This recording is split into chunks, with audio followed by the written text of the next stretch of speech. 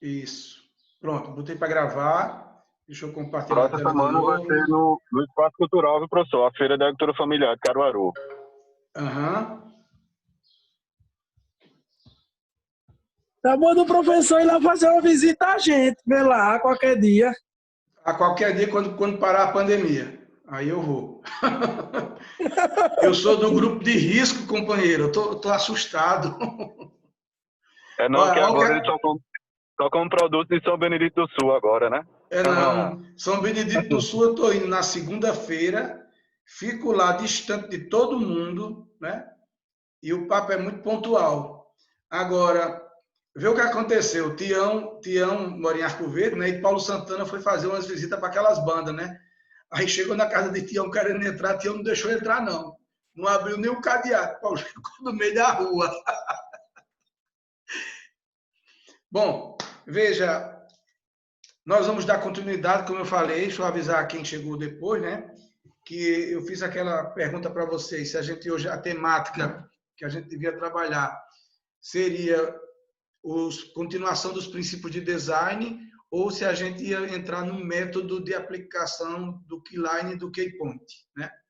Então, ficou muito empate, mas o princípio de design ultrapassou um tiquinho. Então, a gente vai começar com essa hoje, e na próxima aula eu prometo que a gente vai trabalhar o Keyline e o Keypoint especificamente, tá bom? Para a gente abranger, atender a um lado e outro. Nós já trabalhamos alguns princípios de design, né? Que foi integre e não segregue, localização relativa ou integrante, cada elemento executa várias funções, e ainda trabalhamos mais um que foi cada importante função é sustentada por vários elementos, né?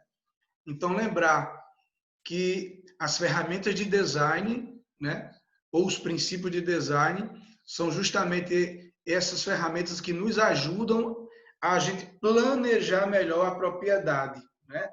E principalmente ligado a como eu vou organizar, como eu vou arrumar, o que é que eu tenho que juntar, o que é que eu tenho que linkar cada vez mais. Então, essas ferramentas nos ajudam muito nesse design, nessa função, né?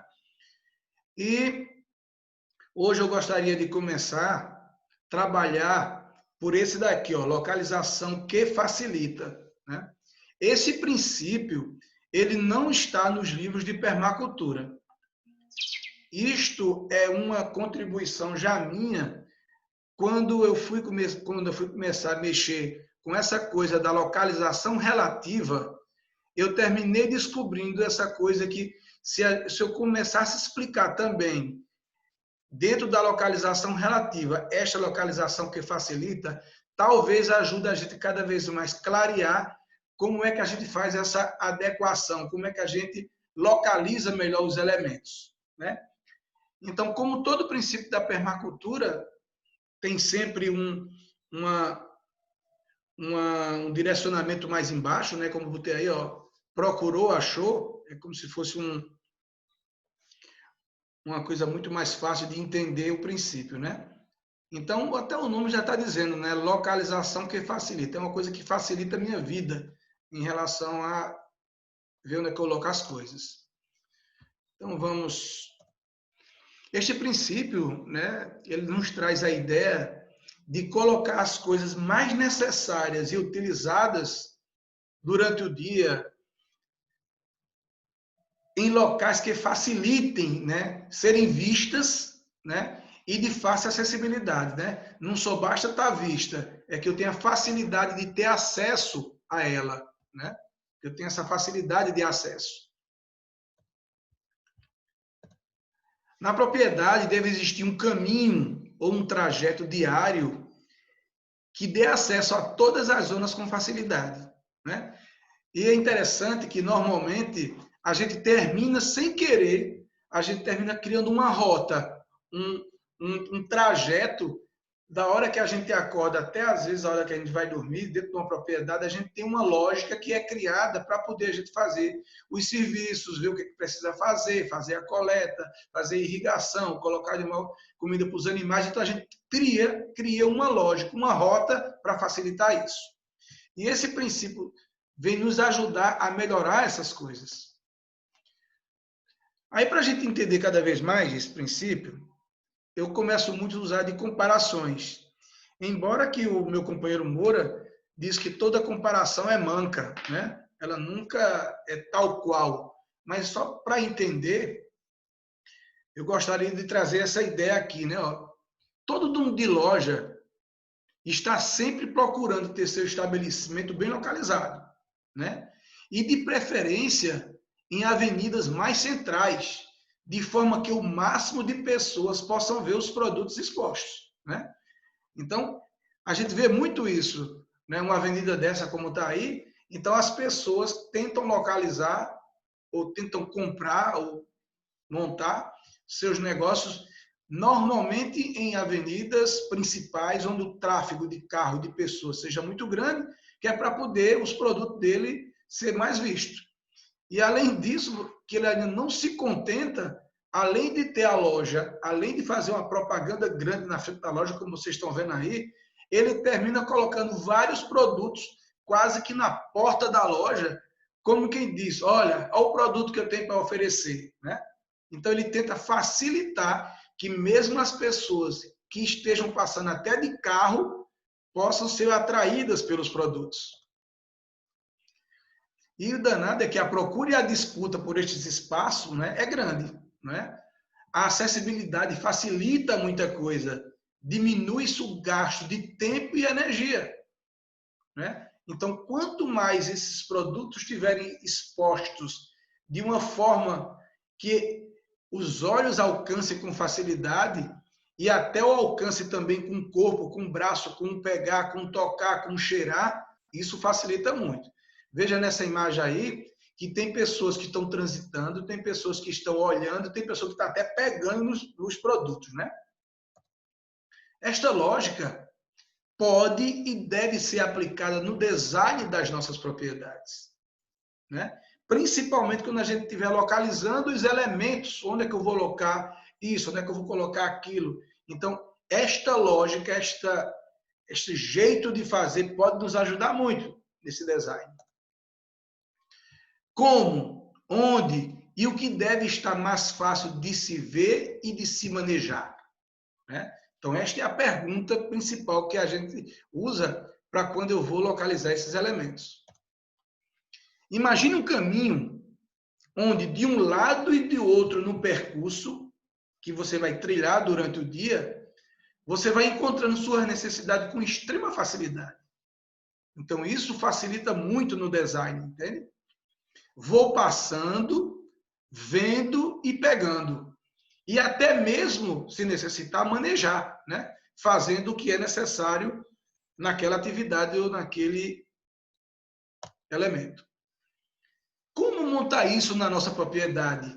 Não as gôndolas, do jeito que está aqui, né? Mas a lógica dessa acessibilidade. Veja que no supermercado não basta botar a fruta lá. Eles ainda arrumam de um jeito, inclina, bota até espelhos, que é para facilitar esta visibilidade, essa acessibilidade de ver de longe e facilitar o pegar e o acessar esse produto. Então, quando eu estou tratando desse princípio de localização relativa e agora de localização que facilita, eu estou sempre em busca disso, né? Como é que a gente pode arrumar as coisas de uma forma que facilite esse processo? E eu digo isso quando a gente começa a localizar até dentro de casa as nossas coisas, né? As nossas, como diz minha mulher, as nossas tralhas. Como é que a gente arruma isso? Para a gente não ter que procurar tanto, né? Já que a gente tem filhos, tudo, como é que a gente facilita esse processo de acessibilidade e de visão? Olha aí, vocês estão vendo que ali no supermercado, né, os produtos são expostos de uma forma colorida, né, para chamar a atenção, né? Bota os preços, vocês estão vendo tudo de forma que facilite isso, né? Qual a rota ou o caminho para encontrar o que eu preciso para hoje, né? Claro, estou mostrando no supermercado, mas dentro da nossa propriedade, como é que é isso? Se a zona 1, que a gente vai tratar daqui a pouco, é o espaço que deve ser visto como supermercado da família, então a pergunta vai para aí, né? Qual é a rota? Qual é o caminho? Como é que eu arrumo isso? Como é que eu distribuo isso para poder facilitar o processo?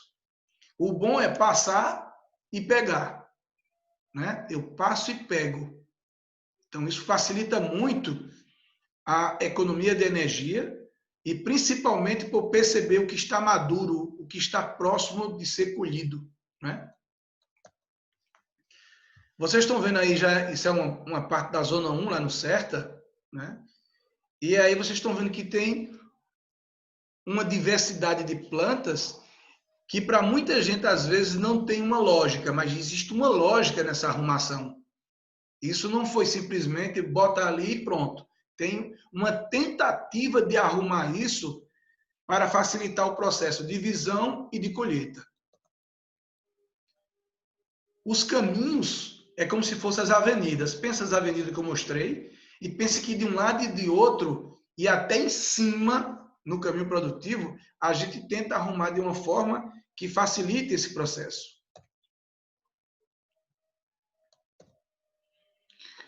As gôndolas do supermercado aqui são diferentes, né, gente? São bem diferentes. Então, essas gôndolas são gôndolas de culturas vivas, né? Que elas são dinâmicas, elas crescem, elas mudam de canto pelas galhas, ocupam outros espaços e até cobrem outros elementos. Então, dentro desse processo, eu tenho que estar muito atento para também, de vez em quando, estar fazendo determinadas podas, que era para não perder a visibilidade do elemento que está por trás ou que está ao lado. O caminho produtivo de uma propriedade deve seguir essa lógica, deve ser arrumado desse jeito. O que eu colocar de um lado e do outro, né? O que é que a gente coloca de um lado e de outro nesse processo, que é justamente o que eu estou trazendo, né? O que deve estar na borda, né? Na borda que eu digo é na beiradinha, como essa aluna está ali, né? Tem produtos que, quando eu coloco na borda, ele facilita. E tem produtos que são maiores um pouco, tem que estar mais atrás. Mas, normalmente, nas bordas, a gente deve colocar elementos que eu possa, que eu tenho para comer ele, eu tenho que colher, eu tenho que arrancar ele, né? Porque facilita depois o acesso a quem está mais atrás. O que fica mais fácil de colher, você veja, nessa imagem aqui, vocês estão vendo que a berinjela está saltada de vista na frente. Mas que o mamoeiro está lá atrás, que o mesmo estando aqui perto da berinjela, que é uma borda, eu estou vendo que o mamão está aparecendo lá atrás, quase que dizendo, daqui uns dias eu vou ter mamão maduro, né?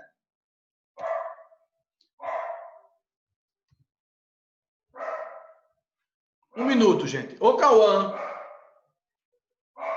Um minuto, viu, gente? Um minutinho aqui, que a cachorra aqui agora deu.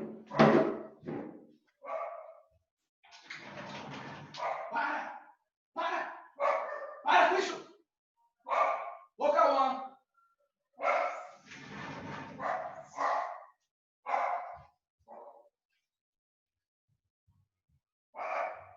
Ô, filha! Filha, ajuda aí. Essa cachorra para todo mundo. Tá comendo tudo.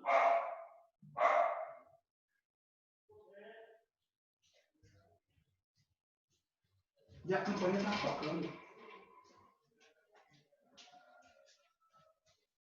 Tudo aconteceu. A campainha tocou, a cachorra desceu e ninguém atendeu. Bom, então a ideia é essa, né? É tudo junto e misturado. Mas tem uma lógica nessa distribuição. Isso eu quero que fique bem claro para vocês. Tudo bem localizado facilita a funcionalidade e a acessibilidade das coisas, né?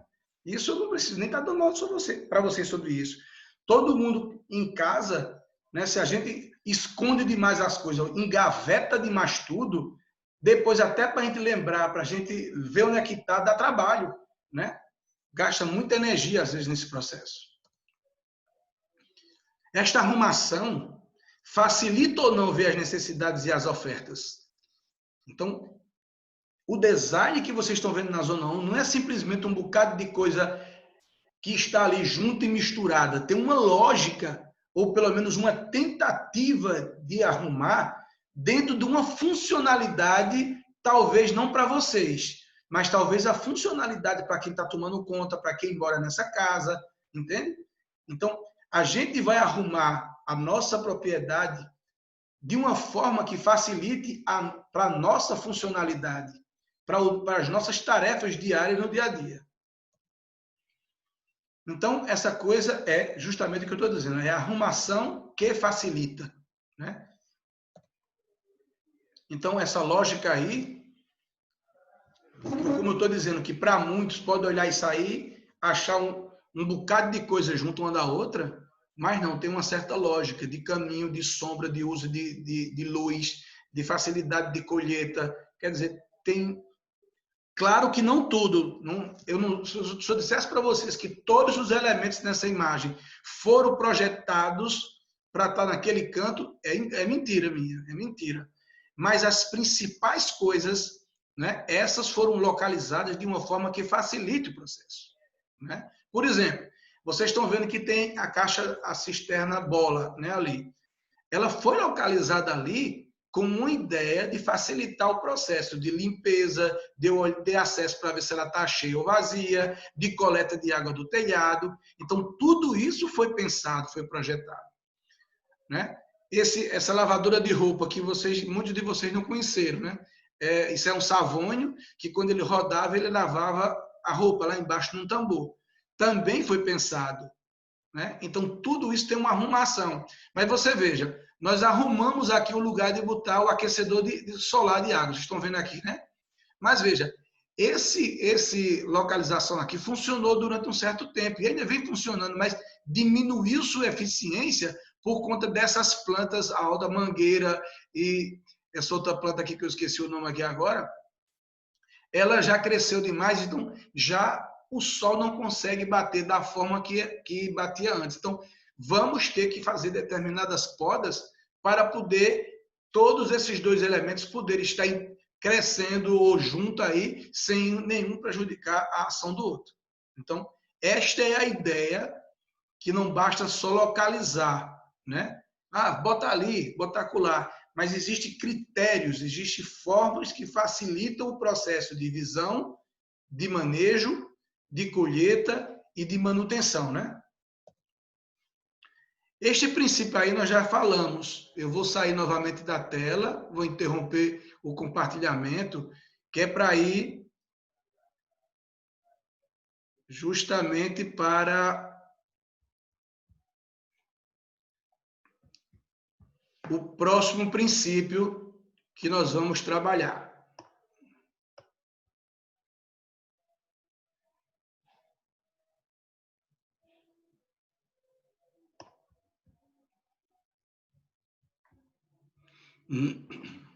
Bom, o próximo princípio é esse. Cada função importante... Não, esse já foi trabalhado, né? Foi trabalhado, sim. Deixa eu adiantar.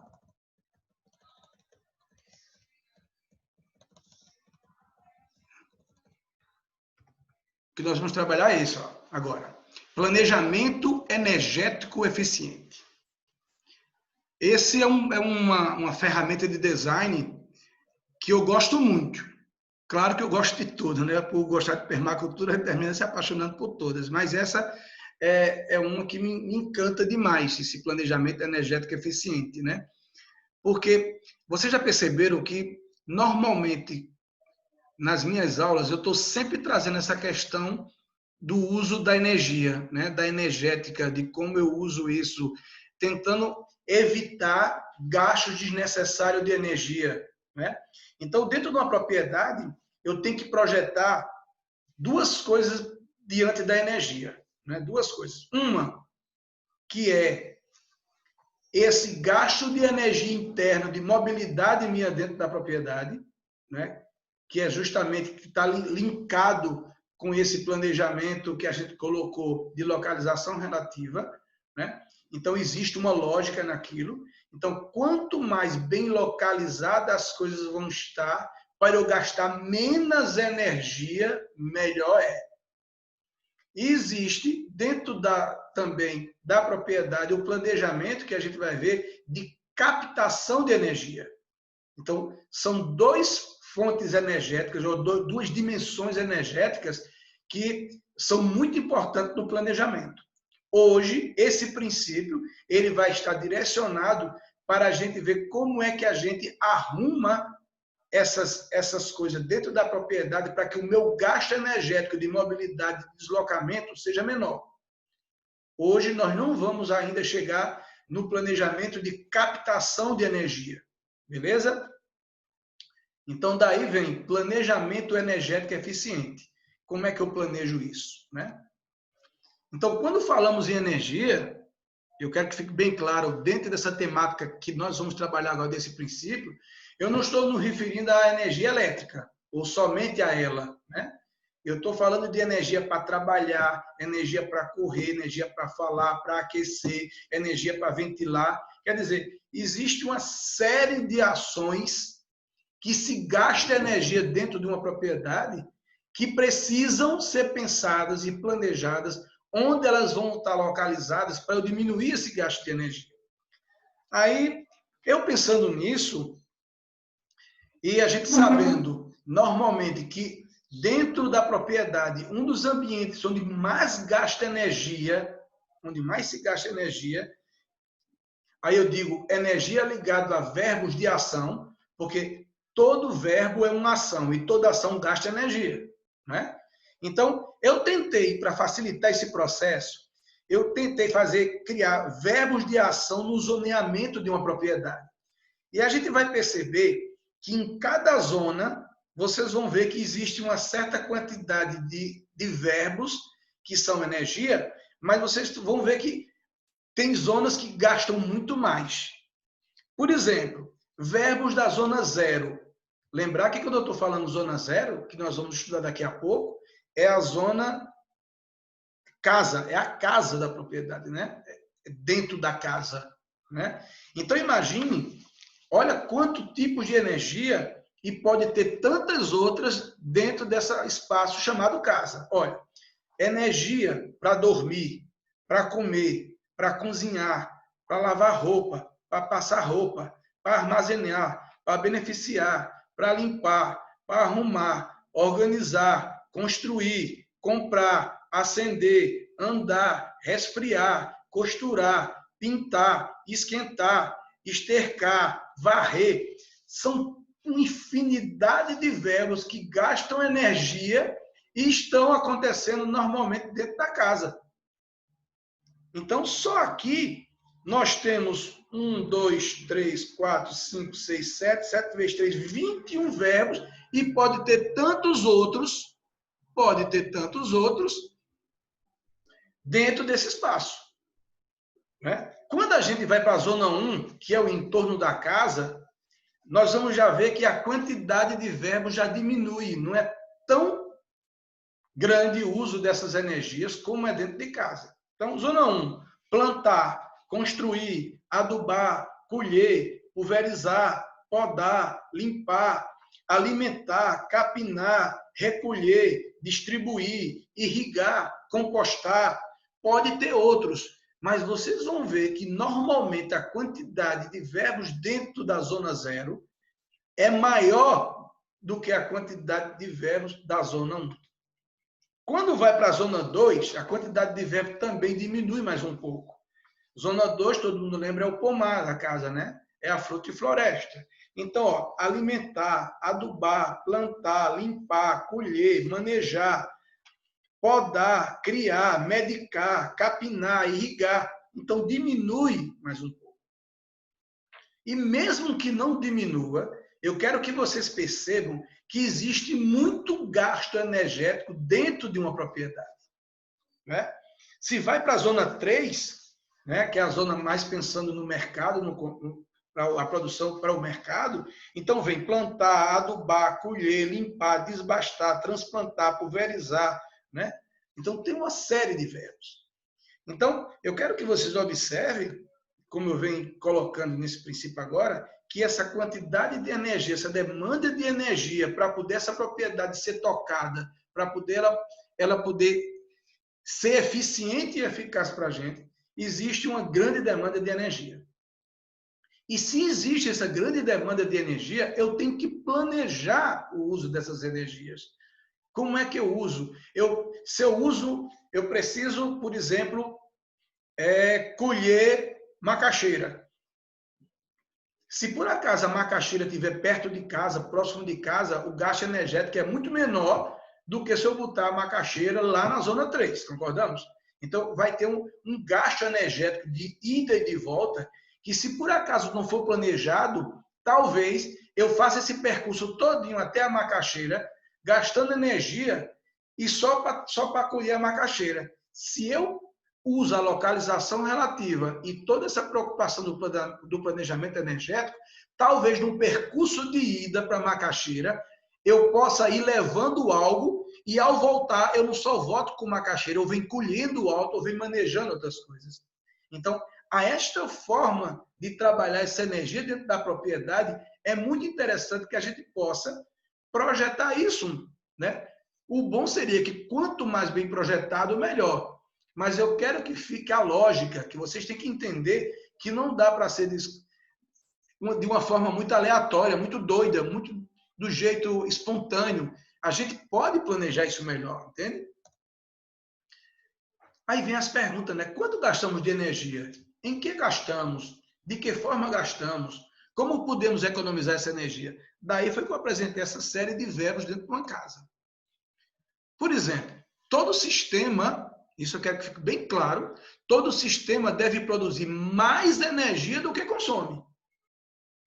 Isto faz com que esta atividade ou este sistema ele evolua, porque ele sempre vai ter um armazenamento, ele vai ter sempre uma sobra que garante qualquer demanda extra, tá? Então veja, aqui tem uma imagem de um ex-funcionário do Serta, né? Ele fazendo um berço para plantar inhame. Então vocês estão vendo que cada foto dessa, cada ação dessa, principalmente da parte de cima, onde ele aparece, e embaixo na parte esquerda, vejam que ele está fazendo uma ação.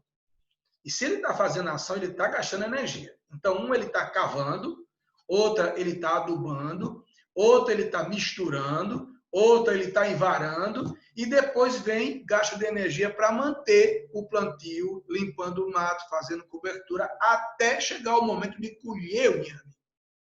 Então, se a gente for calcular o gasto dessa energia, que normalmente essa energia é calculada em quilocaloria, é KCAL, quilocaloria, né?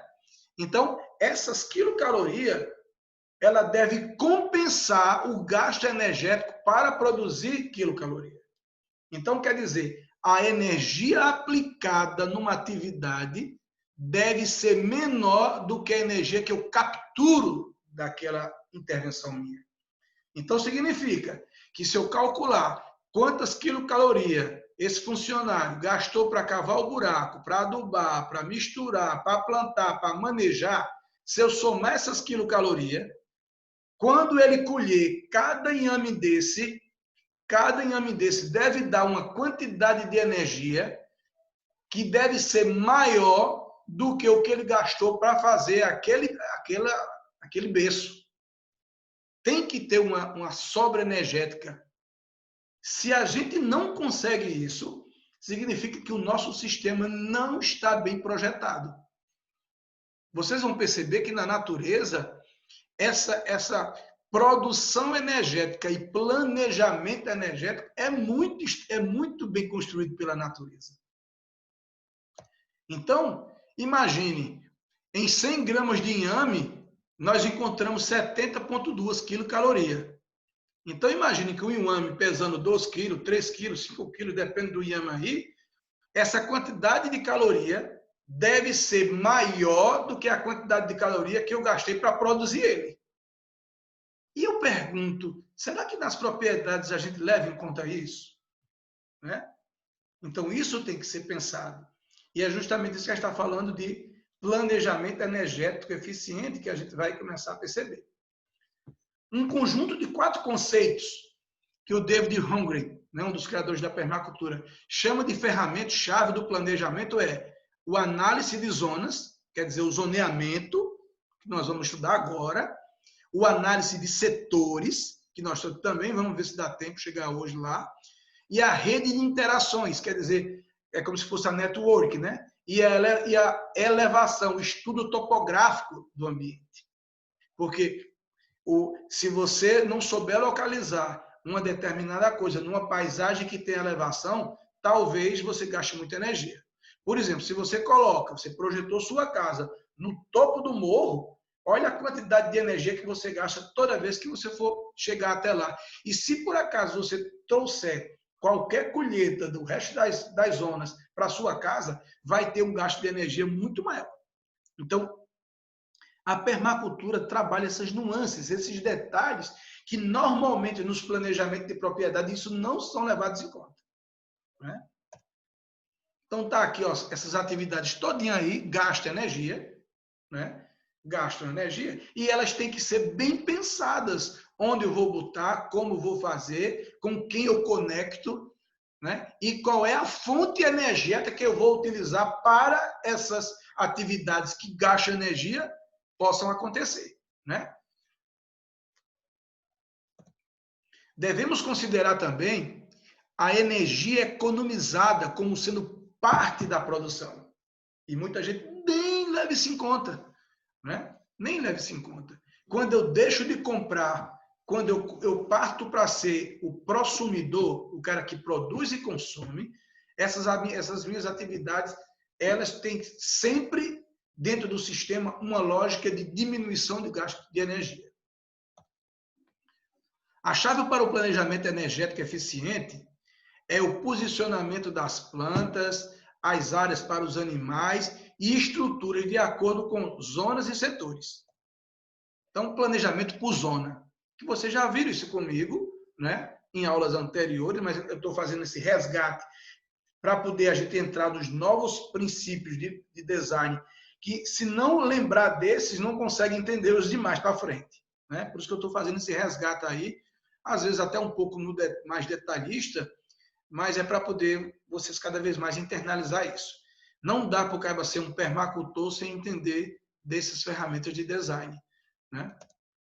Então, permacultura e design é como ciência. Então, aqui está no lado esquerdo, vocês estão vendo aí a casa, zona 0, aí trabalha com centros, anéis concêntricos. Não que necessariamente, se na propriedade, tenha que tudo ser redondo, tudo ser em círculo. Eu quero que vocês entendam, é a lógica. Né? E, claro, quanto mais arredondado for, melhor é para o sistema. Porque a própria natureza, ela se arruma de forma arredondada e nunca em linhas retas, né, formando ângulos retos. Nunca a natureza trabalha desse jeito. Aqui vocês estão vendo do lado esquerdo zona, o zoneamento, né? Zona 0, 1, 2, 3, 4 e 5. E vocês estão vendo do lado direito os setores, que nós vamos estudar também ainda, espero que ainda hoje. Né? Aí não vou abordar agora, porque essa foto de outra forma vai estar aparecendo mais na frente. Então, veja bem, tá um pouco extensa aí, eu já falei, mas eu vou ler para vocês entenderem mais ainda. A análise de zoneamento governa as energias empreendidas em determinada área. Olha, governa, viu, as energias.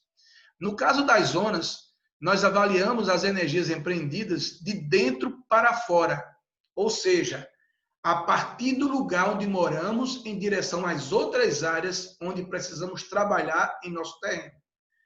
Quer dizer, quando eu estou trabalhando com zoneamento, eu estou trabalhando de onde eu estou, da minha casa, de onde eu estou, para as zonas mais distantes, para onde eu vou distribuir minhas atividades de trabalho, de produção e assim sucessivamente. Né? Usamos o zoneamento para minimizar energias gastas na implementação e manejo desse sistema de produção alimentar e energética, tendo como ponto de partida a casa onde nós habitamos. Tá? Então, significa que a casa, além da nossa zona, que é a zona -1, que é a nossa cabeça, a casa é a zona 0. Então, ela é o primeiro zoneamento depois da nossa cabeça, né? Depois do nosso clima. Então, desse modo, os sistemas que são visitados mais frequentemente são implementados mais próximo de casa. Quer dizer, se eu visito determinada atividade, determinado elemento, dentro do meu dia a dia, várias vezes no correr do dia, então esse elemento tem que estar posicionado o mais próximo possível de onde eu habito, que é para eu não ter que gastar muita energia, né? Já a análise de setores lida com outras energias. São as energias que vêm de fora para dentro. Quer dizer, eu tenho minha cerca, o meu limite da minha propriedade, e a pergunta vem, quais são as energias que vêm de fora que influenciam dentro do meu design, dentro do meu sistema? Então, por exemplo, o vento, né? O sol, barulho, ruído, poluição, odor. Então, todas essas coisas, água, então todas essas coisas podem influenciar no meu sistema, no meu desenho, na minha forma que eu vou arrumar. Então, isso também tem que ser levado em conta. Daí é que se diz que o setor são as energias externas que querem entrar na minha propriedade. E o zoneamento são as energias internas dentro da propriedade. Aí vem os critérios para o planejamento, né? Esses critérios para o planejamento é muito interessante e eles me trazem isso. É a forma de desenhar e organizar a propriedade.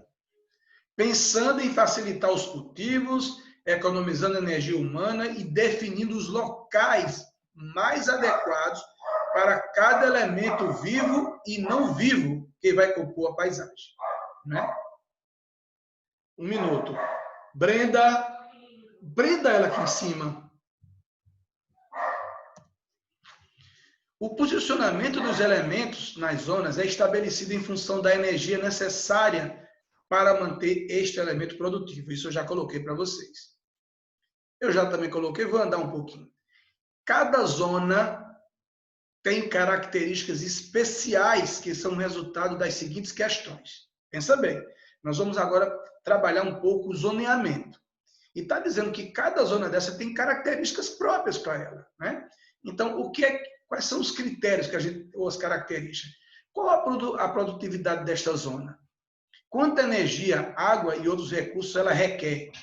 Né? Com que frequência ela necessita da sua atenção? Então, com isso daí, a gente começa a delimitar onde é que eu vou colocar esses elementos. Aí vem, de uma forma muito ampla ainda, né? Vem o zoneamento. Então, vem zona 0, que é a casa. A zona 1 está muito ligada à autossuficiência doméstica, quer dizer, é como se fosse o supermercado da família, né?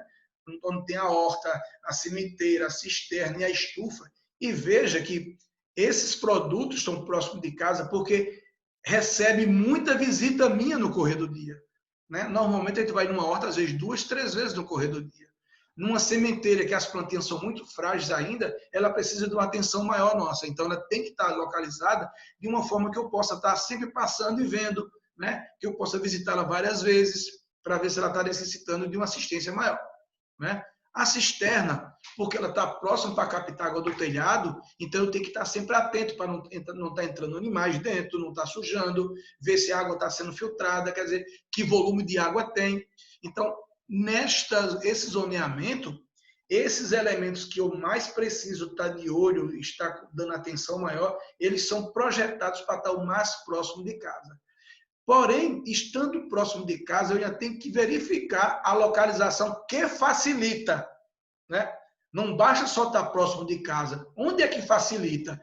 Porque eu posso pegar determinado elemento desse e botar perto de casa, né, na zona 1, porém está tão escondido que eu não vejo. E termina, às vezes, passando desapercebido, não olhando quando aquele fruto está maduro para ser colhido. Então, daí esta lógica de como pensar essa arrumação. Zona 2, são os pequenos animais, né, que vão estar presentes nesse espaço. E também vem o pomar, né, o que eu chamo de frutifloresta, uma floresta feita com frutas. Porém, por que os animais estão nessa zona? Porque, veja, se eu botar determinados animais na zona 1, talvez o cheiro, talvez o barulho, né, possa incomodar quem mora na zona 0. Entende? Então, imagine se eu botar, por exemplo, pato. Olha, pato na zona 1 eu não gostaria de botar, não. Porque o pato faz muito barulho e termina incomodando em determinados momentos. Você vê, agora mesmo, a minha cachorra, a minha cadela aqui em casa, por ela estar solta, estar livre, então ela termina estando em tudo que é espaço e qualquer coisa que se mexa aqui, ela faz um alarde danado, que é pensando que vai defender, né? Então, tem que pensar nessas localizações.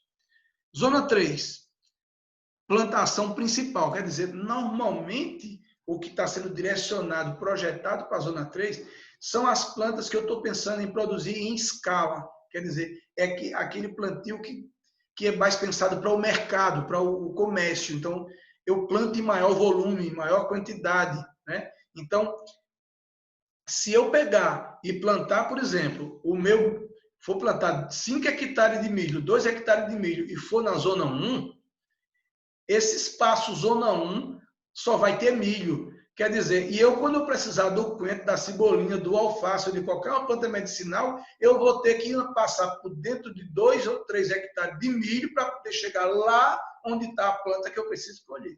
Então, eu termino gastando muita energia nesse deslocamento, nessa mobilidade. Então, daí é que a permacultura traz essas nuances, sabe? Que, para mim, isso ajuda demais a gente poder arrumar a propriedade com outra lógica. Com uma lógica muito mais harmônica, né? De muito mais equilíbrio, para não estar gastando tanta energia. Para poder até sobrar tempo para o meu lazer, né? Zona 4, floresta, né? É justamente a zona que a gente está projetando para que ela possa ser uma floresta, porém cultivada, né? É uma floresta que eu vou fazer dela para ela ter determinadas coisas que eu necessito depois, em algum momento. Por exemplo, o caso de estaca, para fazer cerca. Então, eu não vou botar essa coisa na zona 1. Pode até ter algumas, mas não como lógica de plantio, né? Com essa intenção, com essa finalidade. E, normalmente, enquanto essas plantas crescem, nós podemos, no meio dela, criar pastagens, né? E a zona 5 é a terra inculta, fora do sistema, né? É aquela área que eu chamo de o sistema educacional da propriedade. É aquela área que eu não mexo. É aquela área onde é a reserva da propriedade para futuras necessidades ou até para o equilíbrio do todo em busca de buscar determinadas sementes, né, essências dentro desse espaço. Então, aqui é outra forma de entender o zoneamento, né? Porém, a gente tem que dissimular algumas coisas aí, né? Que não é tal qual como está escrito, é a lógica que eu quero que vocês entendam. Então, por exemplo, a zona 0 é a casa, né? É onde eu passo o maior número de horas do dia. Veja que só à noite, só de noite a gente vai passar quantas horas à noite em casa, né? Ou até dormindo. No final de semana. Então, normalmente a gente passa o maior número de horas por dia na casa. Zona 1, eu visito diariamente com frequência, né? Zona 2, eu visito semanalmente, zona 2. Zona 3, visito mensalmente, dependendo da atividade econômica que eu estou praticando, né? Zona 4, eu visito semestralmente a zona 4. E zona 5, eu visito anualmente ou quase nunca.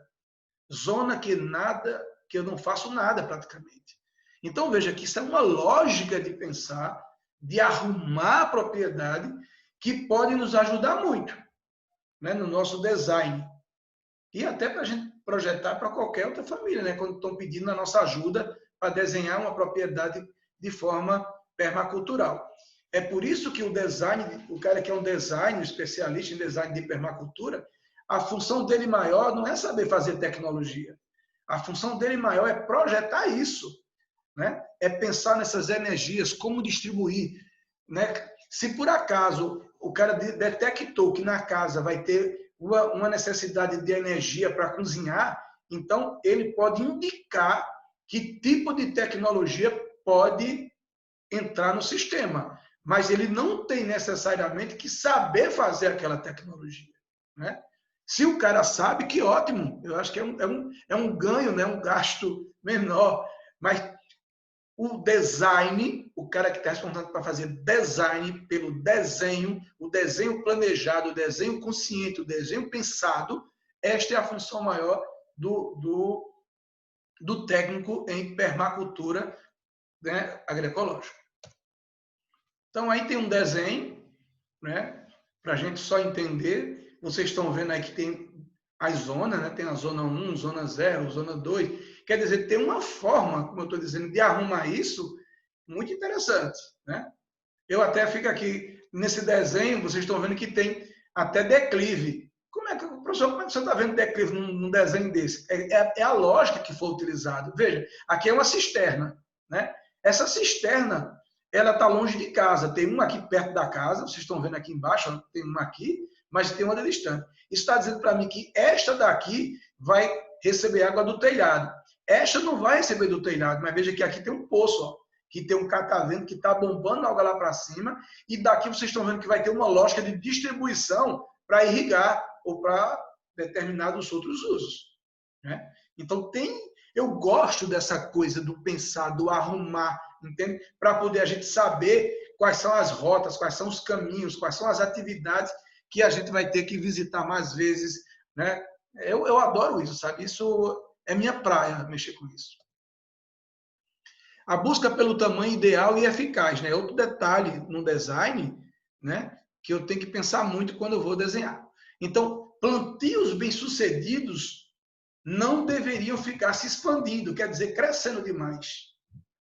E normalmente a gente pensa o contrário, né? Por ele estar produzindo bem, a gente quer aumentar, né? Mas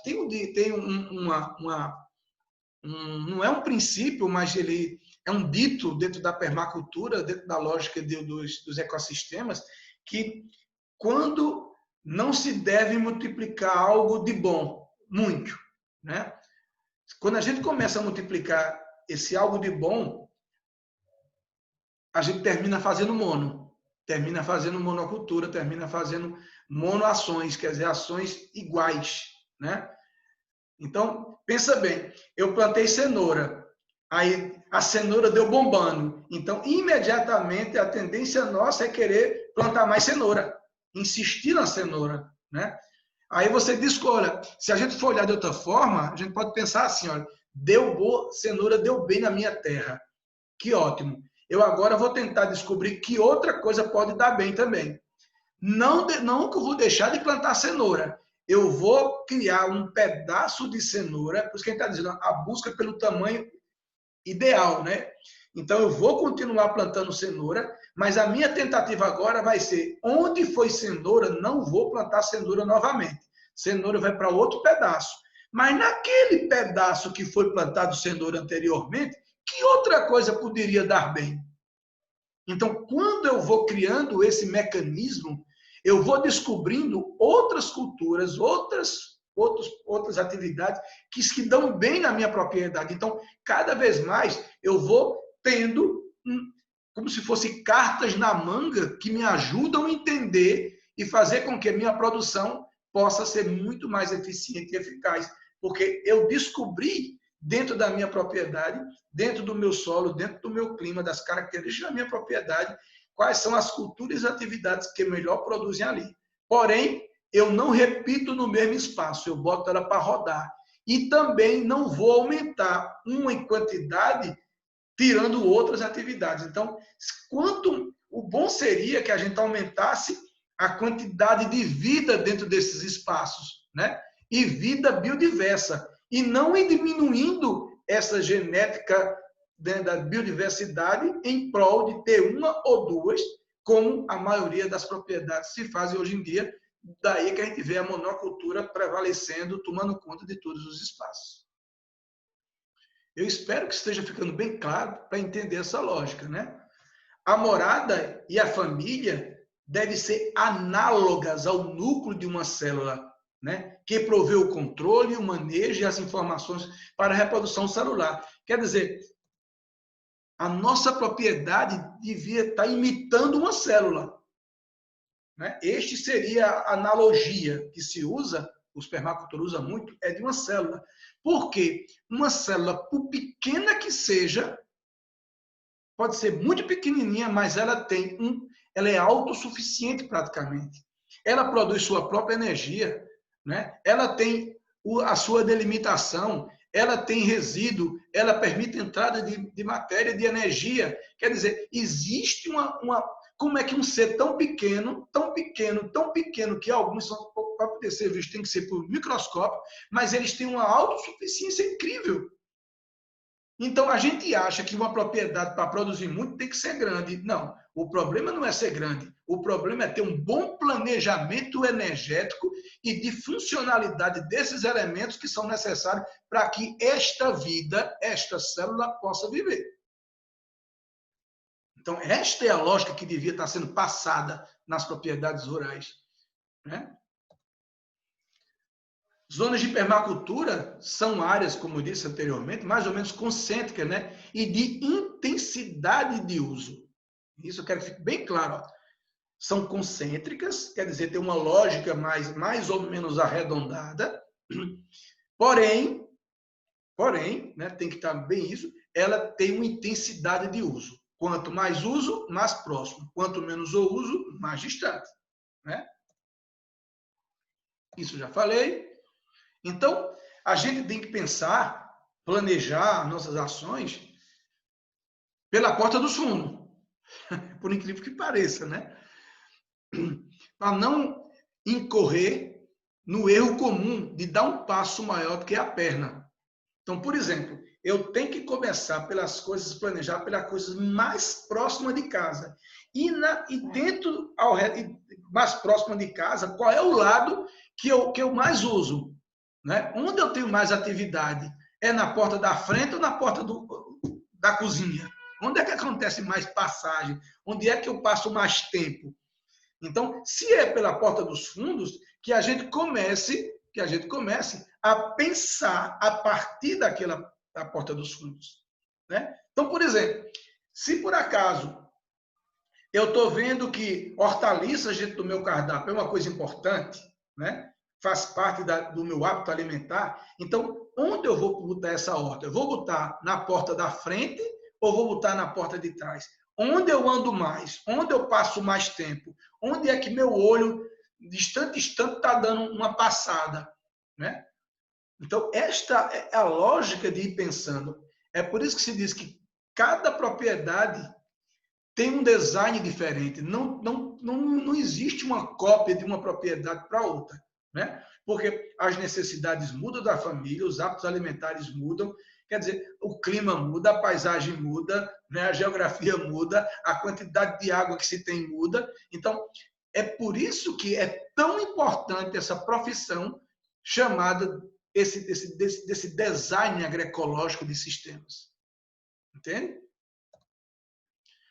Imagina se por acaso outra necessidade da casa, vocês estão vendo aqui, ó, estão vendo que aqui está a janela. A janela já está dando para a horta. Então, até o cara, quando está passando ali naquela janela, ele está vendo se a planta está murcha, se está precisando de alguma ação, se está precisando colher, quer dizer, se tem muito matozinho nascendo. Então, esta é a lógica. Imagine que se por acaso outra necessidade da casa é, por exemplo, chás, determinadas plantas medicinais, imagina se o cara está com uma dor de barriga e o cara projetou o canteiro, ou ele botou, ele não projetou, ele plantou o canteiro de plantas medicinais a 500 metros de casa. Imagine uma dor de madrugada, uma dor de barriga de madrugada, o cara vai ter que correr nas pressas dentro do mato, de noite, chovendo, para ir buscar uma planta medicinal. Então, isto não foi bem pensado. E nós podemos projetar isso antecipadamente. Então, quanto mais eu conheço a família, quanto mais eu interajo, quanto mais eu converso, quanto mais eu pergunto, quanto mais resposta eu tenho do hábito, da forma de viver daquela família, mais eu posso ajudar na projeção desses espaços. Se levarmos nossas atividades para muito longe e muito rapidamente, embora o território imediato não esteja organizado e funcionando bem, veremos nossas energias se dissiparem. Né? Cada zona consecutiva da permacultura não somente é mais distante da casa, mas por implicação é também maior em área. Quer dizer, normalmente a zona 3 vai ser maior do que a zona 1. Normalmente. Né? Por que eu estou dizendo normalmente? Porque nada é fechado. Né? Nada é fechado. Mas uma atividade produtiva comercial nunca vai ser igual, por exemplo, a uma horta. Quer dizer, eu tenho o plantio de milho, que eu preciso plantar milho, feijão, macaxeira, para poder comercializar, nunca vai ser o tamanho de uma horta que eu estou usando para o consumo de casa. Né?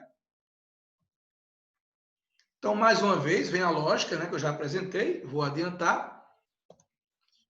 E aqui, né, tem uma escala de uso da terra, isto na Austrália, né? Isso aqui é na Austrália, mas só para a gente entender também a lógica. Então, ele está dizendo que a zona 1, normalmente, ela vai até mais ou menos a 1.000 metros quadrados. Né? Então, seria de bom tamanho, né? Uma zona 1, dependendo também do tamanho da família. Eu não sei como foi essa projeção, eu não sei qual é a média de tamanho da família lá na Austrália, né? Não sei. Mas a gente tem que levar isso em conta, né? Qual é o tamanho normalmente das famílias? Que tamanho deveria ter a zona 1 para atender uma demanda de uma família de 5 pessoas? Não é igual ao eu delimitar, ao planejar para uma família que é de 10 pessoas, né? Mesmo às vezes você projetar às vezes para uma família de 5 pessoas, mas você tem que saber se essa família recebe muita visita. Tem gente que quase todo final de semana é festa na casa. Então, isso tudo tem que ser pensado. Né? Está se dizendo também que de 1.000 metros até mais ou menos 1 hectare, isso está formando mais ou menos a zona 2, né? A zona 2. E assim sucessivamente. Quer dizer, tem uma lógica de distribuição de espaço. Mas a gente percebe que sempre as zonas, né? A zona vai subindo o número da zona, ela vai abrangendo mais espaço, ela toma mais espaço, ela necessita de mais espaço para poder ela ser ativa e produtiva. E a gente tem que levar também qual é a escala ótima de produção e crescimento que eu vou usar. Né? Para qualquer sistema de produção em particular e qualquer conjunto de técnicas, há uma escala ótima para melhor produtividade. Né? Vamos tentar explicar isso. Imagine que eu tenho um barreiro, né? Ou um açude, e eu vou utilizar 2 minutinhos aqui. Ô, gente, acaba acendendo aqui essa lâmpada, calma. Então, imagina que eu vou querer pescar, né? E eu vou pescar para a minha família com o meu peixinho. Então, eu vou usar a tecnologia adequada para a necessidade. Então, se por acaso a minha família é pequena, eu, às vezes, com uma vara de pescar, eu resolvo o problema. Se a minha família for maior, se eu for usar a vara de pescar, talvez eu gaste muita energia esperando para pegar peixe. Então, já não dá mais ser a vara de pescar. Eu vou ter que agora usar uma tarrafa, uma rede menorzinha. Então, tenho que também olhar essa escala de produção. É por isso que eu digo, vocês estão vendo o quanto é importante o cara que mexe com design de uma propriedade. Né? Porque ele entra numa nuance, num detalhe, às vezes, que são muito despercebidos. Mas eu vejo ainda muita gente agarrado na tecnologia. Então, às vezes, eu domino uma tecnologia que, às vezes, na minha comunidade, nas casas que eu vou poder dar assistência, talvez eu nunca vou aplicar aquela tecnologia. Mas ainda é ela que está na minha cabeça. E, às vezes, aquela família está precisando de outra tecnologia, com outra escala, para poder atender sua demanda. Mas como eu não sei desenhar, eu não vejo os recursos que tem, então eu vou ficar preso numa tecnologia. Então, eu espero que eu esteja me fazendo entender. Não estou dizendo que a gente não precise ter o domínio da tecnologia, né? Mas eu posso ter o domínio da tecnologia, como muitas tecnologias eu tenho, mas eu tento ter mais o domínio do sistema, do design, de como arrumar, de como organizar isso. Aí outra forma de desenhar, né? Outra forma. Então vem o zoneamento da propriedade, que é os detalhes agora, né? Então, zona -1, nós já falamos, né? É a zona interna dentro de nós, né? É onde a verdadeira mudança efetivamente começa, né? E toma forma, né? Porque eu vou pensar e depois eu vou agir. É onde o intangível é aguçado, provocando o repensar, desculpa por ter aí, o repensar, o que fazemos é a provocação interna para a ecologização de todos os espaços e atitudes. Sem esta, a zona -1, não há nada concreto, há apenas uma ação sem reflexão, né? Esta recém-zona refere-se ao campo interior que precisa mudar para que as mudanças tangíveis possam acontecer. Então, o grande lance nosso de estar fazendo um curso desse do CERTA, que mexe muito com a zona -1, pelo menos com a minha mexe, não sei qual é de vocês, né? Mas pelos depoimentos eu percebi que mexe muito, né? Então, quando eu volto para o meu espaço de vivência, eu volto com essa zona -1 aguçada, né? Então a pergunta é: como eu vou fazer para também mexer na zona -1 dos demais familiares? Porque se por acaso eu volto meramente mexendo na minha zona -1, mas eu chego lá e eu só monto a tecnologia, talvez quando eu saia, as pessoas, por não ter sido mexidas na zona -1, desfaça tudo que eu fiz. Não respeite, não entenda, não dá continuidade. E eu vejo que, às vezes, conversando com vários estudantes, eu percebo que essa coisa acontece. Porque a pessoa está levando para casa meramente a tecnologia, o fazer, mas não está levando o mexer internamente, né? É a pessoa repensar na propriedade como é que está sendo feito. É mexer nessa zona -1, né? Vocês vejam que Cleto trabalhou e Falcão, aquela coisa da espiritualidade, né? Essa coisa. Eu fiz até uma pergunta a Falcão sobre as energias prânicas, não foi? Vocês perceberam? Depois falei no Feng Shui. Quer dizer, são tudo energias internas que é necessário também a gente começar a mexer com elas para poder facilitar a compreensão do arrumar e por que fazer e por que ter aquilo. A zona -1 sou eu mesmo, gente, né? Aí eu pergunto, como gerar bem-estar pessoal através de um desenho? Eu preciso desenhar minha felicidade. Eu digo, estava dizendo, a gente viu até o Eurico Viana trazer essa coisa, né? Que normalmente a nossa qualidade de vida a gente relega ela. A gente nunca planeja a nossa qualidade de vida. A gente planeja ganhar dinheiro para depois ter a qualidade de vida. E às vezes a gente fica o resto da vida da gente preso em metas, em objetivo. Tem que cumprir aquela meta, tem que cumprir aquela meta, tem que cumprir aquela meta. E a meta foi tomando todo o teu espaço de qualidade de vida. Então essa coisa tem que ser pensada também, concordamos? E eu tenho que lembrar que eu posso desenhar a minha felicidade. Quanto tempo eu quero de lazer? Será que eu quero ter uma vida que o tempo inteiro eu tenho que estar mexendo com uma determinada atividade econômica o dia inteiro? E às vezes, quando chega de noite, eu estou tão cansado, que eu não dou atenção à minha esposa, que eu não dou atenção aos meus filhos. Quer dizer, isso me desculpa, tá? Eu estou me fazendo entender, espero. Então, o que fazer para que um ser humano possa viver bem no seu espaço de vivência e convivência? O que necessito? Por exemplo, alimentar-me bem. Precisamos repensar nossos hábitos alimentares. Então, veja, quando eu penso que isso para a minha qualidade de vida é importante me alimentar bem, então é lógico que eu vou repensar o que eu vou plantar, onde eu vou plantar, quanto eu vou plantar, o que eu vou plantar. Quer dizer, muda.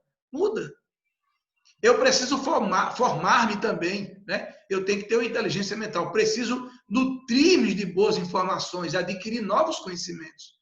Então, eu necessito dessa coisa. Eu também necessito que o meu físico, o meu corpo precisa estar bem fisicamente. E preciso também estar de bem com o meu corpo esteticamente. Eu quero olhar no espelho e me achar bonito, pô. Eu me achar que eu estou bem.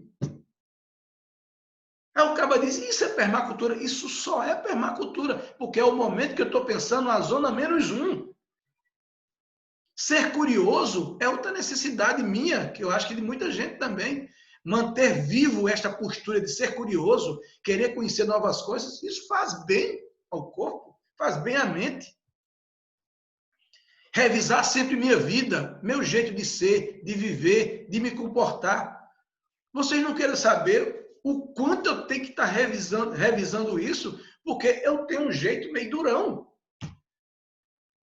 Então, o tempo inteiro eu tenho que estar pensando nisso. Será que eu fui duro? Será que eu fui mal educado? Será que eu fui grosso? Será que eu estou sendo maleável demais? Então, eu tenho que estar pensando isso, porque isso faz parte da minha qualidade de vida. Descansar, meu corpo necessita também descansar. Para estar bem, eu preciso descansar, preciso ter um corpo relaxado, tranquilo fisicamente. Emoção, como é que eu me sinto? Não gosto de estar mal. Eu preciso diminuir minhas preocupações, como tristeza, medo, desgosto, angústia. Eu tenho que diminuir isso. Né? Eu preciso de alguma coisa espiritual? Sim. Estar bem comigo mesmo e com quem acredito e as minhas crenças também me faz bem. E essa coisa de me relacionar, né, afetivamente, carinhosamente com outros, isto é necessário. Então, como curar tudo isto? Aí eu acabo dizendo que a permacultura faz tudo isso? Faz, sim, faz. Aí vem a perguntinha, o que eu vou fazer? E como vou fazer isso? Preciso fazer isso de forma realística, prática, mensurável, pouco a pouco, lento, pequeno. Como é que eu vou fazer? Né? Mas eu preciso planejar essas metas para poder intervir, né? Que isso aqui são minhas qualidades de vida. Então veja que isso aqui eu estou falando da zona -1. O Feng Shui, né? A arte chinesa de habitar. Se eu estou falando agora, sair da zona -1 e estou entrando na zona 1, que é a casa, né? Esta arte chinesa, ela começa a trazer um bocado de coisa para eu rever. Eu não sou craque nisso. Eu estou começando, gente, a me aprofundar, a ler mais coisa, a querer ser mais curioso em relação ao Feng Shui. Então, veja que naquele dia eu fiz aquelas perguntas para Falcão, e Falcão, você viu o que ele disse? Não, olha, Roberto, está no caminho certo, é por aí mesmo. Né? Então, segundo essa corrente do Feng Shui, né? Corrente de pensamento, ela que cria uma relação, né, entre o Yang, o Yin e o Yang. Os ideogramas Feng Shui, respectivamente o vento e a água, que é o Yin, representariam um conhecimento de forças necessárias para conservar, vê bem, viu, as influências positivas que estariam presentes em um espaço e redirecionar as energias negativas para sair. Né? Então, dentro de casa, eu preciso permitir que as energias boas entrem e que algumas energias negativas, caso elas se encontrem, elas nem entrem e se estiver dentro, saiam.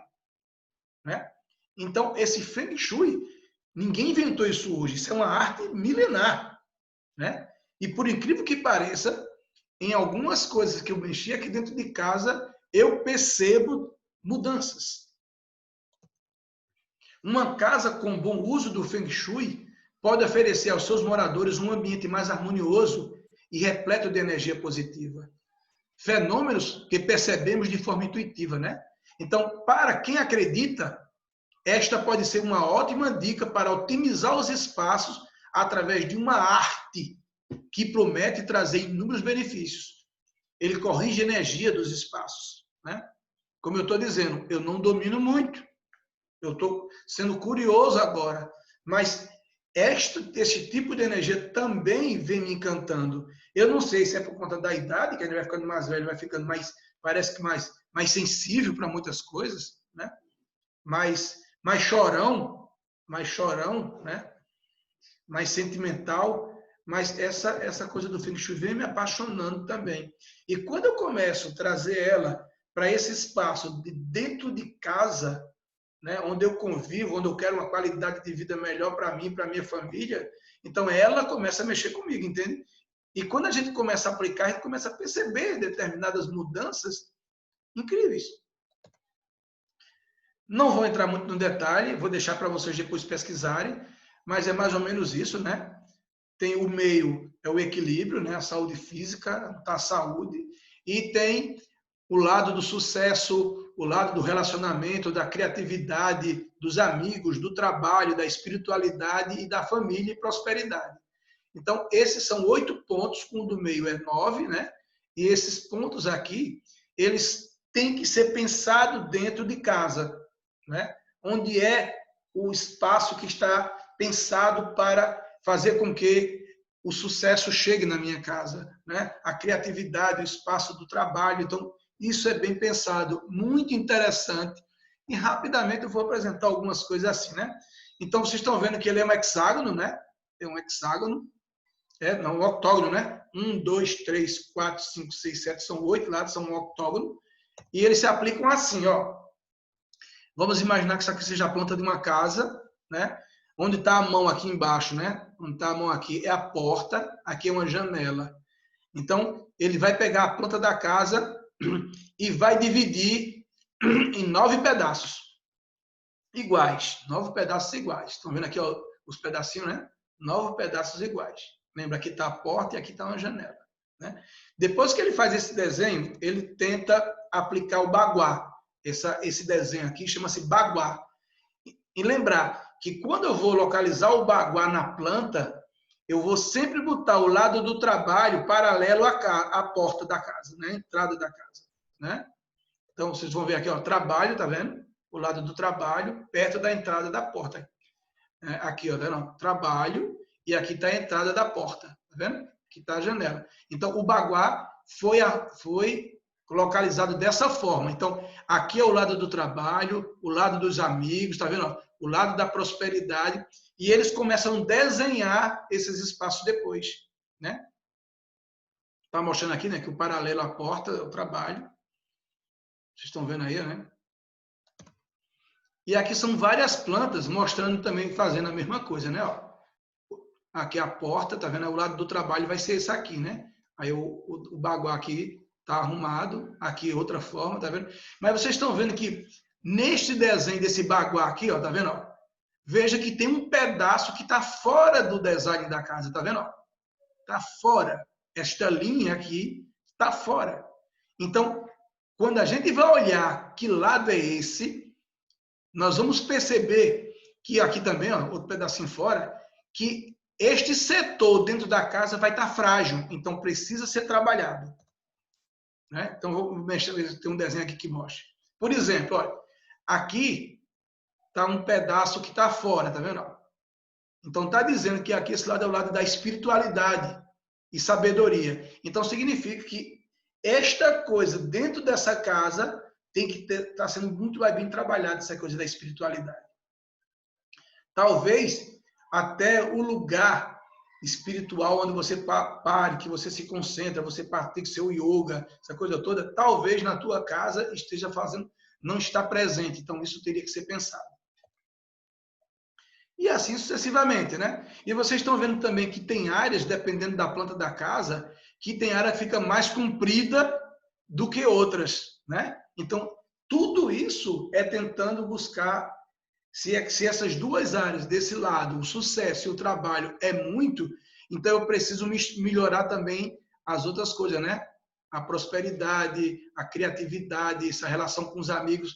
Veja, eu trabalho tanto que falta tempo para os amigos, né? Então, como é que a gente trabalha isso? Então, aí são várias coisas. E outra coisa que precisa também ser pensada dentro de casa, né? Já que a gente está falando da zona agora 1, né? Aliás, da zona 0, né? Da zona 0, porque a zona -1 é que é a cabeça da gente. Então, vem também o minimalismo, né? É o princípio de reduzir ao mínimo o emprego de elementos ou recursos, né? É viver com menos. Viver com menos, né? Viver dentro do conceito do minimalismo é libertador, pois se vive só com o que é preciso, de uma forma muito mais simples, conseguindo olhar a vida de uma forma direcionada. Além disso, ser minimalista faz com que consigamos olhar a vida de um modo objetivo, mantendo o foco, direcionando somente o que é preciso, né? Começar a ser minimalista exige muito pouco esforço e a manutenção e adaptação ao estilo de vida é bem mais fácil. Basta estar ligado a algumas dicas, são essas 3 dicas interessantes, né? Se na sua casa existem objetos que fazem com que você gaste muito tempo e energia com ele, sem de fato ter o uso justificado, é hora de pensar as suas necessidades. Ele é realmente necessário? 2. Em sua lista de tarefas e atividades, comece a exercitar a ordem de prioridades dos eventos, dando prioridades aos mais importantes e, se possível, eliminando o que não faz feliz ou demanda muita energia sem benefícios aparentes. Com o tempo, você conseguirá ter uma lista de atividades com o que somente lhe faz feliz e que lhe traga algum benefício, ou seja, realmente necessário. Aprender a dizer não. Isso pode ser libertador. Afinal, se uma atividade não te faz feliz ou não te leva ao encontro dos seus ideais, ele não se faz necessário em sua vida, né? Aí vem um mantra do consumo, que eu estou trazendo também, né? Só para a gente estar cada vez mais introspectivo, né? Nesse meio do design, que é onde eu passo mais tempo, né? Eu mereço tudo. Eu mereço. Então a gente pensa assim, né? Quando vai comprar, eu mereço. Aí, sim, todo mundo merece. Aí vem a segunda pergunta. Eu mereço, beleza. Eu posso? Aí vem a pergunta. Eu preciso? Eu necessito disso agora? Então, se a gente, toda vez, antes de comprar qualquer coisa, pensar desse jeito aqui, vocês vão ver que muita coisa vocês vão deixar de comprar e vão viver com muito mais fácil, muito mais, sem tanto essa necessidade de um aparato incrível de coisas. Ser rico, gente, é ter abundância do que é verdadeiramente importante para você, né? Bom, eu pergunto, né? Nós já estamos às 16h34, né? Vamos adiantar mais um pouquinho mais essa zona. Mas eu não gostaria de ir para essa zona agora, eu gostaria de eu voltar para fechar agora, interromper aqui o compartilhamento e gostaria que a gente pudesse discutir um pouquinho sobre essas 2 zonas, né? Essa zona -1 e essa zona 0.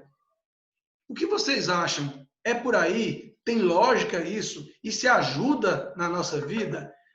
Será que isso também é agroecologia, né? Será que isso, essa espiritualidade, essa busca dessas energias dentro da propriedade, dentro dos espaços, isso faz parte ou deve fazer parte do nosso design? Eu gostaria de abrir um pouquinho para escutar vocês. Para mim faz parte, sim, Roberto. Faz muito sentido. Fico feliz. Eu sabia, Silvia, isso tinha teu jeito. Inclusive, a gente vai até ter na semana que vem uma conversa sobre a economia espiritualista, né? E que vai bem por essa linha também. Né? Quem vai fazer é Cleto, né? Cleto vai ajudar muito nisso. Não, quem vai fazer vai ser o grupo que Germano está envolvido, né? O Celso Morichita. Ah, é? Ah, tá. Porque... Eu sou o Celso Morichita. Ah, tá. Aí acho que é bem interessante mesmo. Assim, eu tenho feito aqui na empresa e tem me ajudado bastante. E acho que esse é o caminho, né? Agora, como você disse, acho que é uma coisa interna, né?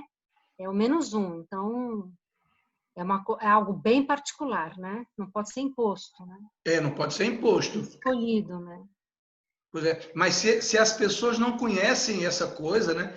Se eu trago essa discussão para casa, para o meu espaço, para minha companheira, para meus filhos, para quem a gente convive, se eu não trago, eles nunca vão ser sabedores disso, entende?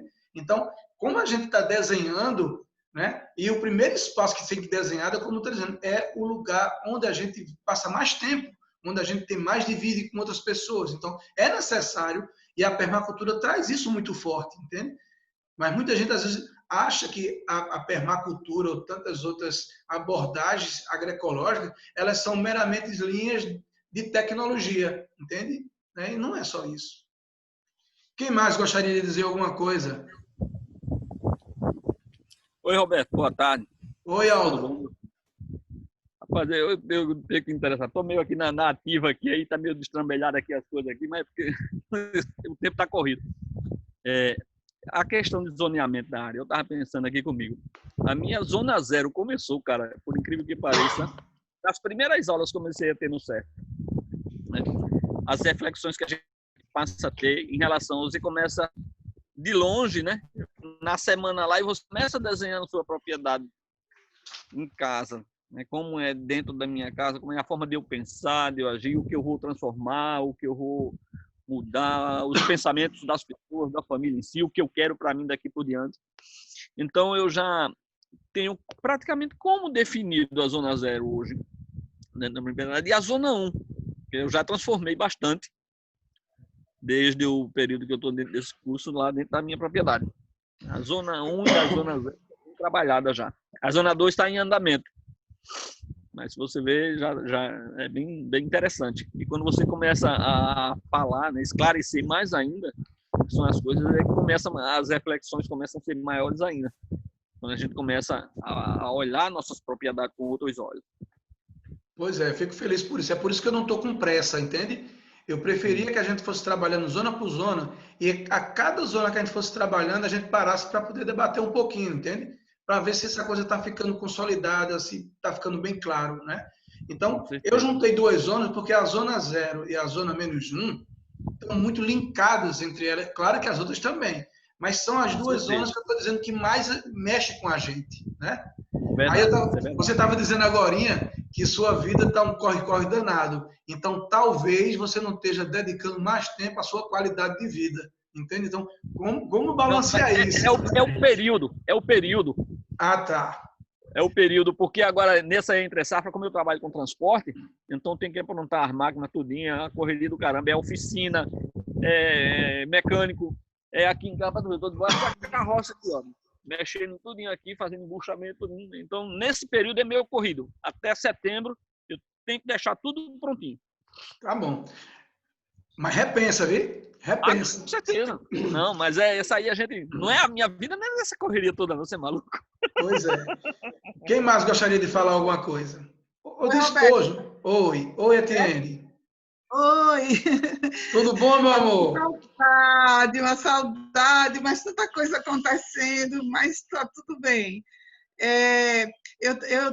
Achei muito bom essa discussão, isso que você trouxe hoje com relação à zona -1. Eu acredito muito, né? Eu vejo, aliás, não é um acreditar por acreditar, mas é ver na prática a consequência dessa mudança interna, porque essa zona -1, ela se refere à minha interioridade, né?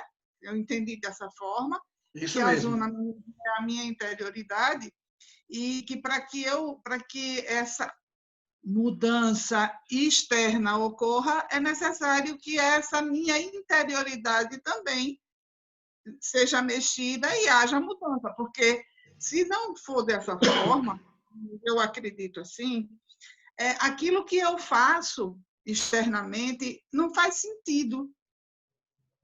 Como eu vejo a agroecologia, eu vejo tudo isso que a gente faz, todo esse movimento, toda essa ação, muito linkada com aquilo que eu sou, que é aquilo que cada um é, né? Com o meu interior. Quando eu mexo no meu interior, e eu mexo no sentido de poder olhar para fora e trazer o de fora para dentro, analisar, ver, esmiuçar tudo isso. E aí, voltar para fora, quando eu faço isso, aí eu vou fazer isso com mais qualidade. Eu só percebo a agroecologia dessa forma, mexendo comigo interiormente, eu revendo as minhas crenças, os meus valores, né?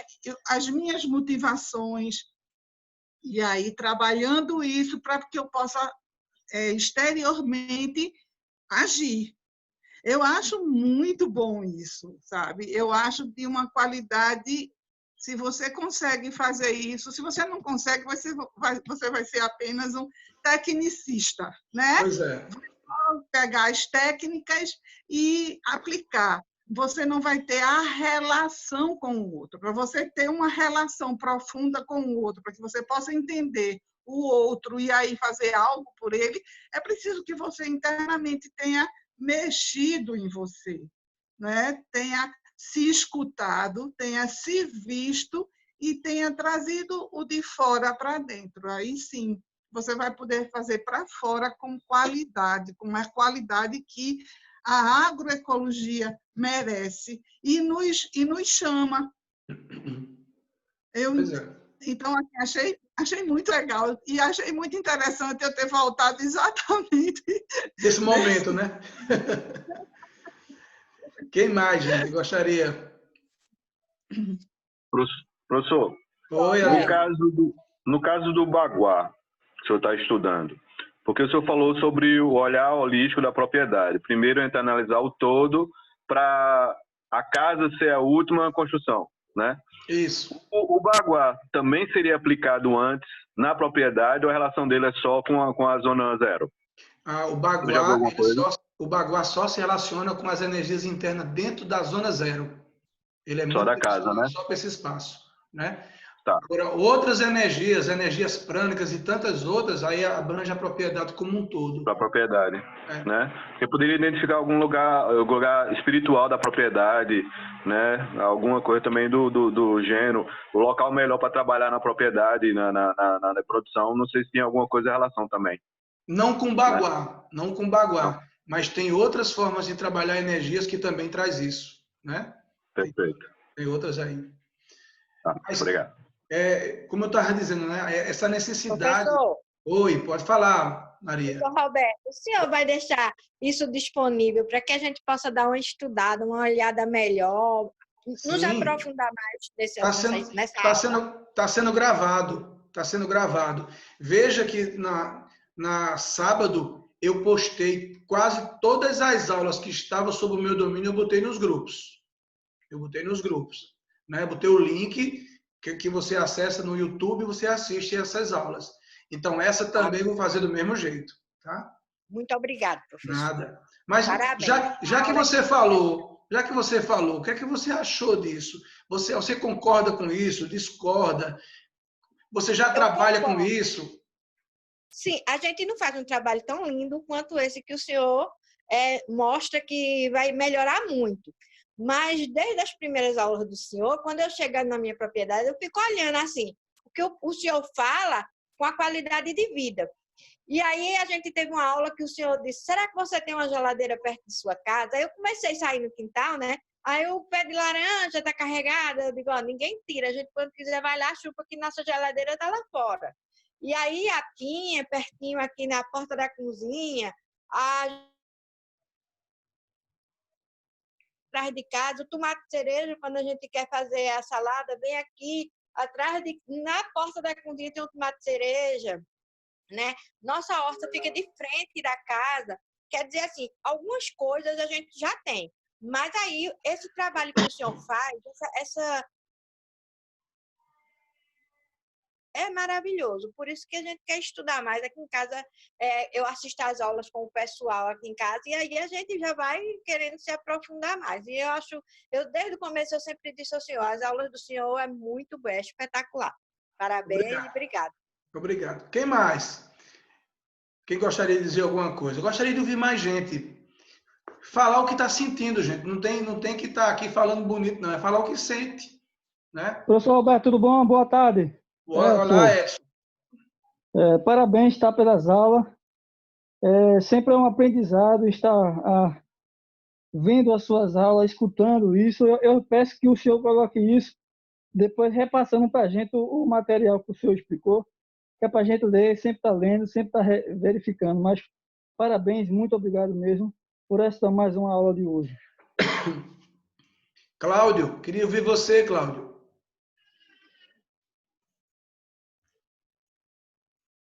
Certo. Agroecologia, para mim, é um modo de vida, é um estilo, é um jeito de se reconectar com o planeta. Então, faz todo sentido. O planeta se comporta em ondas e o ser humano, com essa visão de sociedade, ele tem se excluído do sistema, né? E a agroecologia, né, com todos esses pontos que você vem levantando nas aulas, ele nos mostra um caminho de reconectar. Com certeza. Valquíria, gostaria de ouvir também Valquíria. Oi, professor. Eu achei interessante como é que a vida é meio que um ciclo mesmo, né? Uns 20 anos atrás, eu até tenho um baguá.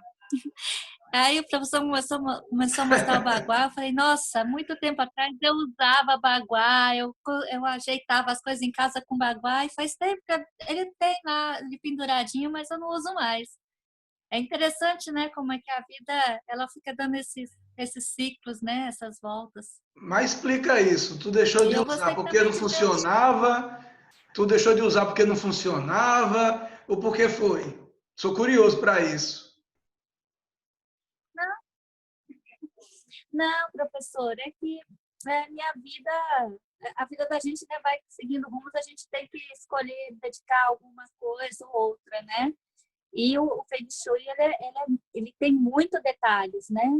Eu lembro, eu fazia correções na minha casa também, sempre funcionou. Eu estou viva até hoje.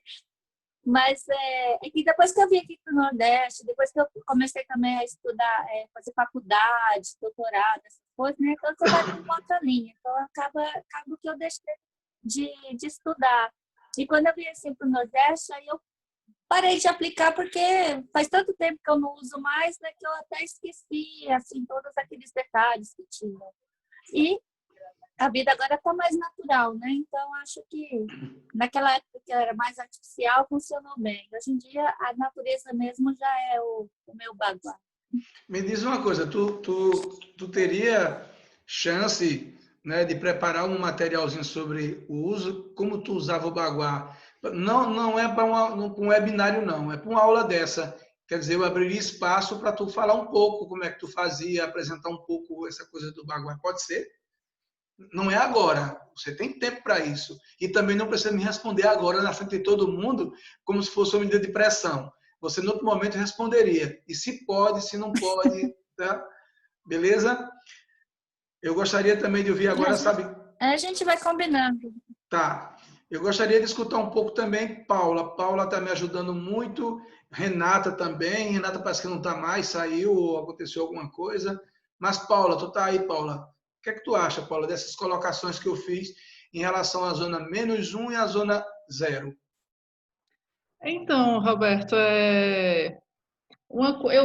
você estava dando aula aí, eu lembro de uma conversa que nós tivemos lá numa refeição do certo. Eu lembro que estava você, eu e a Etienne na mesa, e a Etienne falando do sonho de se alimentar da própria propriedade, ser autossuficiente na propriedade dela.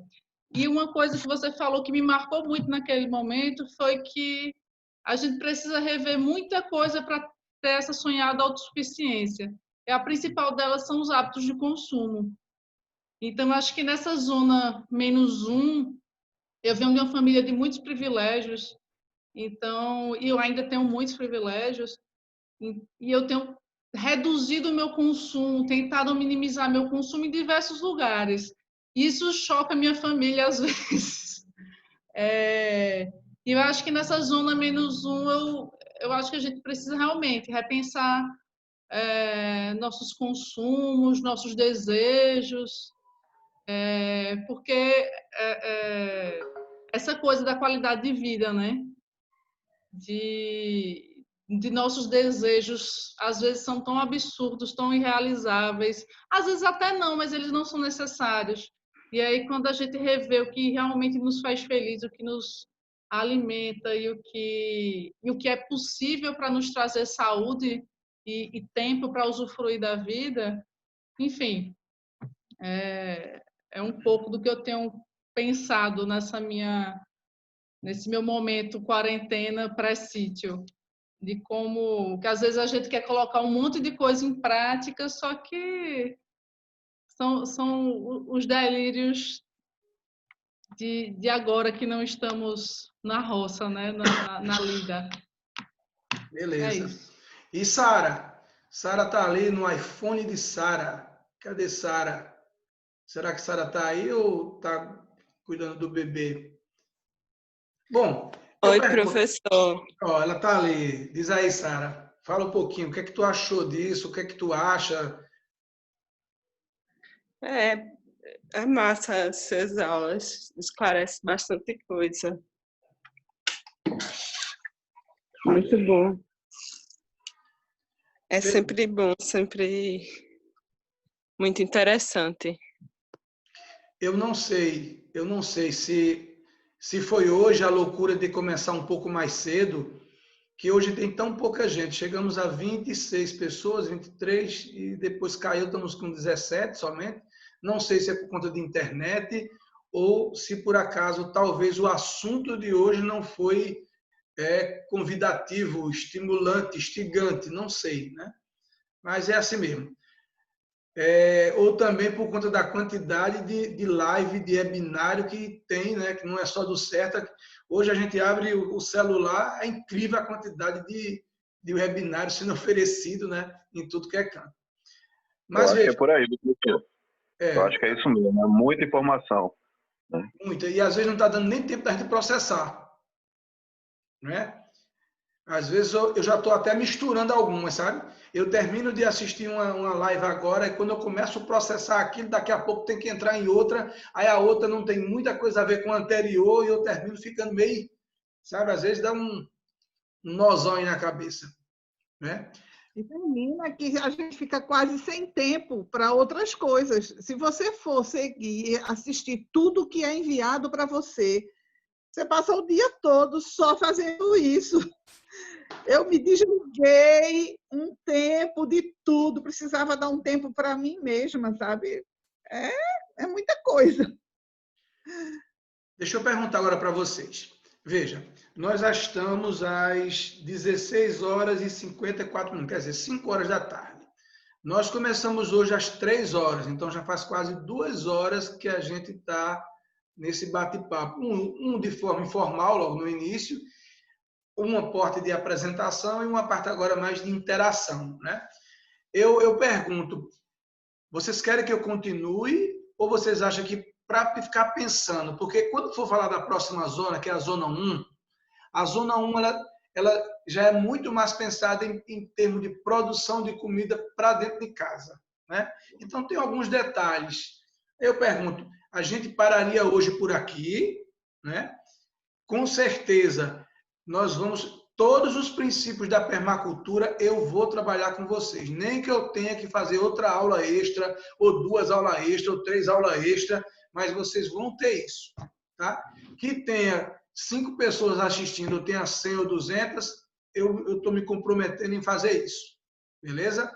Então eu pergunto, vocês querem ficar com esses 2 pensamentos que eu trabalhei aqui agora, né? Da zona -1. Aliás, primeiro foi da localização que facilita. Depois trabalhamos a zona -1 e a zona 0. Eu gostaria que vocês internalizassem mais isso, né? Dá uma parada, dá uma pensada, porque com certeza, não estou dizendo que sejam vocês, mas tem muita gente que quando a gente começa a discutir permacultura nesse viés, muitas pessoas acham que não tem nada a ver. Não tem nada a ver. E eu digo a vocês, tem tudo a ver, né? Então, veja que toda vez nas minhas aulas, tanto quando a gente estava presencial, ou agora também de forma remota, eu sempre trago algumas palavrinhas que são chaves, né? Uma é conexão. Veja que o tempo inteiro eu estou falando em conexão. Outra, eu estou falando muito em energia, né? Porque essas 2 palavras, elas quando se associam, elas criam um equilíbrio incrível dentro dos ambientes. Né? E é por isso que se começa muito a trabalhar nessa dimensão da agroecologia, com essa visão, É incrível como isso vai facilitando a nossa visibilidade de o que é preciso fazer, o que é preciso ter, o que eu não quero para mim. E sempre buscando a nossa qualidade de vida. Lembrar, nós temos que projetar a nossa felicidade.